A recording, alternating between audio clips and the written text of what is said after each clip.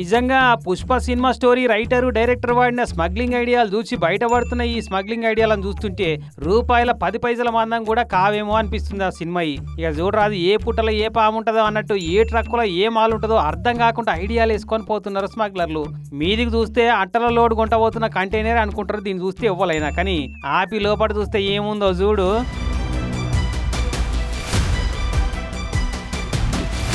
ఓరివీల దుంపలదేగా చూసిన అరువులో ఏమున్నాయో.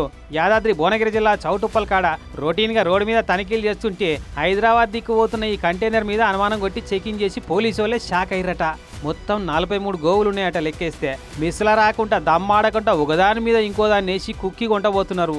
రాజమండ్రి కోదాడలకెళ్ళి అక్రమంగా హైదరాబాద్ కొంటబోతున్నారట. ఇక డ్రైవర్ గాని దించి కేసు నమోదు చేసి జైలుకు పంపి గోవులను గోశాలకు పంపిరట రాచకొండ పోలీసు వాళ్ళు. కానీ ఓ కిలో అర్ధ కిలో సైజులుండే గంజాయి పొట్లాలో ఓ 5-6 అడుగుల పొడుగుండి పెట్టిన తావులకెళ్ళి కదలకుండా ఉండే ఎర్రచందనం దొంగలను అంటే అవుపడకుండా స్మగ్లింగ్ చేసుడు పెద్ద ఇచ్చెంతరం అనిపించేది. అయితే పానంతో ఉన్న ఇంత పెద్ద సైజు ఉండే పశురాలను ఇట్లా కంటికి అవపడకుండా కొంటబోతున్నారంటే మీరు మామూలు కాదురా అయ్యా.